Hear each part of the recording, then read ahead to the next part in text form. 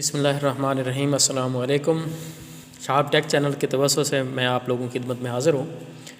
जैसा कि Microsoft Excel के में जो है हम काम कर रहे थे, जैसा कि पिछले लेक्चर के अंदर जो चीज़ें आप लोगों को बुनियादी चीज़ें बताई थी, जैसा कि किसी भी कॉलम्स को विड्थ के हिसाब से खोलना, मिसाल के तौर पर जितना टेक्स्ट है उस हिसाब से खोलना, फिर उसके बाद जो आप लोगों को बताया था इसी तरह रॉज हैं उनको खोलना, तो ये चीज़ें हमने ऑलरेडी की हैं। फिर उसके बाद ये होता है कि अगर हमने मर्ज करना है, मर्ज का मतलब क्या होता है कि हमने डिफरेंट रॉज एंड कॉलम्स को सिंगल कॉलम के अंदर या सिंगल रॉ के अंदर कन्वर्ट करते हैं। जैसा कि मैं यहाँ पर मैंने डिफरेंट किस्म के कॉलम्स को सिलेक्ट किया, सिलेक्ट करने के बाद मैं यहाँ पर मर्ज एंड सेंटर के ऊपर क्लिक करता हूँ, तो अब हमारे पास ये क्या हो चुका है, मर्ज हो चुका है, जैसा कि आप लोगों को यहाँ पर स्क्रीन के ऊपर नज़र आ रहा है।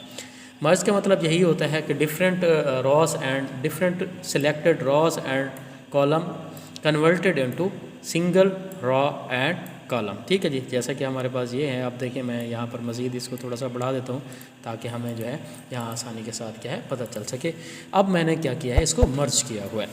उसके बाद ये है कि अगर हमने किसी भी रॉ के अंदर काम करना है तो वो हम कैसे काम करेंगे। मिसाल के तौर पर हमने ये जैसा कि ये टेक्स्ट लिखा है, अब इसकी जगह मैं कोई और टेक्स्ट ऐड करता हूँ।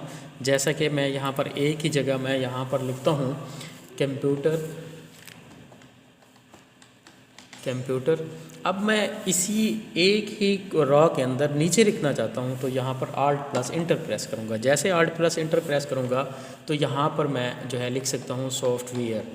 अब हमारे पास टेक्स्ट क्या होगा, कुछ टेक्स्ट हमारे पास ऊपर बाकी रह जाएगा, जहाँ से हमने Alt+ इंटर प्रेस किया है तो टेक्स्ट हमारा वहाँ से बैक आ जाएगा। तो इसी तरीके कार के साथ हम जो है डिफरेंट किस्म के टेक्स्ट को जो है अपने नीचे लेकर आने के लिए ये काम कर सकते हैं। फिर उसके बाद हमारे पास नेक्स्ट जो है वो है कि हमने अगर अपने टेक्स्ट के अंदर मिसाल के तौर पर जैसा कि ये हमारे पास टेक्स्ट है, मैंने इसके अंदर मॉडिफिकेशन करनी है। मॉडिफिकेशन करने के लिए मैंने क्या करना है, यहाँ से जाने के बाद सिलेक्ट किया मैंने जिस सेल के अंदर मॉडिफिकेशन करनी है, प्रेस F2 प्रेस करता हूँ। जैसे F2 प्रेस करता हूँ तो वो सेल दोबारा काम करने के लिए रेडी हो जाता है। जैसा कि यहाँ पर माइक्रोसॉफ्ट पहले कंप्यूटर सॉफ्टवेयर लिखा हुआ था, अब यहाँ पर मैं जो है कंप्यूटर हार्डवेयर अगर लिख देता हूँ।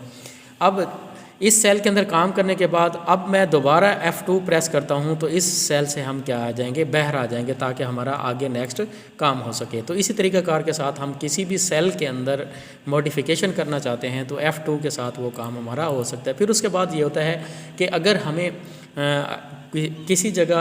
किसी भी जगह पर कॉलम की ज़रूरत पड़ गई या रॉ की ज़रूरत पड़ गई तो वो हम कैसे इंसर्ट कर सकते हैं। यहाँ पर किसी भी जैसा कि अब हम यहाँ पर बैठे हैं, यहाँ पर हम इंसर्ट कॉलम करना चाहते हैं तो यहाँ पर राइट क्लिक करेंगे और इंसर्ट के ऊपर क्लिक करेंगे।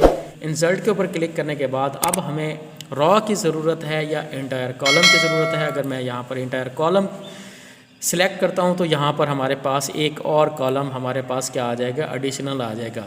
तो इसी तरह इसकी फिर जैसा कि मैंने यहाँ पर कॉलम इंसर्ट किया है, अगर मैं इस एक्शन को रिपीट करना चाहता हूँ, मैं चाहता हूँ और कॉलम भी साथ जो है होते रहें, F4 प्रेस करता रहता हूँ। जितनी दफ़ा ही F4 प्रेस करूँगा उतनी दफ़ा मेरे पास और जो है कॉलम्स इंसर्ट होते रहेंगे।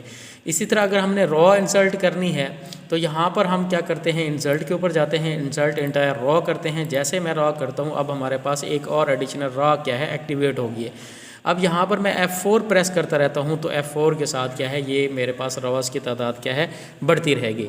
इसी तरह अगर हमारे पास मैंने जैसा कि ये मैंने 4 से 5 रॉ को इकट्ठे सेलेक्ट किए, इंसर्ट के ऊपर जाते हैं। जैसे मैं इंसर्ट के ऊपर जाता हूँ, इंटायर रॉ करता हूँ तो उतनी रॉ जितना मेरी सिलेक्टेड थी उतनी रॉस और आ जाएंगी। इसी तरह अगर मेरे पास जहाँ पर मैंने 3 कॉलम को सिलेक्ट किया हुआ है, अब मैं 3 कॉलम और जो है इकट्ठे ऐड करना चाहता हूँ, राइट क्लिक करता हूँ, इंसर्ट के ऊपर जाता हूँ तो इंटायर कॉलम के ऊपर क्लिक करूँगा। जैसे कॉलम के ऊपर क्लिक करूँगा तो और कॉलम मेरे पास आ जाएंगे। तो इसी तरह डिलीट करने के लिए भी यही होता है कि हमने जितने सेल्स को, जितने रॉस एंड कॉलम को डिलीट करना है, वहीं पर उन कॉलम्स को सिलेक्ट करेंगे, फिर उसके बाद यहाँ पर डिलीट वाले ऑप्शन के ऊपर क्लिक करेंगे और डिलीट वाले ऑप्शन के ऊपर जाने के बाद डिलीट इंटायर कॉलम करेंगे तो वो कॉलम हमारे पास क्या हो जाएंगे, डिलीट हो जाएंगे। इसी तरह मैं यहाँ पर रॉस सेलेक्ट कर लेता हूँ, यहाँ से हम राइट क्लिक करता हूँ, डिलीट के ऊपर जाता हूँ, तो फिर डिलीट इंटायर रॉ के ऊपर जाता हूँ, क्लिक करता हूँ, सिलेक्ट करता हूँ जैसे, तो ये तमाम रॉस जो कि सिलेक्टेड हैं ये सारी के सारे क्या हो जाएंगी, डिलीट हो जाएंगी। तो इस तरीके कार के साथ हम रॉस एंड कॉलम्स को क्या कर सकते हैं, इंसर्ट भी कर सकते हैं, रॉस एंड कॉलम को डिलीट भी कर सकते हैं। तो इसी तरह नेक्स्ट फिर उसके बाद हमारे पास अगर हमारे पास जैसा कि आगे है नंबर्स वगैरह हैं, यहाँ पर हमारे पास जो बाय डिफ़ॉल्ट ऑप्शन सिलेक्टेड होता है वो जर्नल वाला सिलेक्टेड होता है।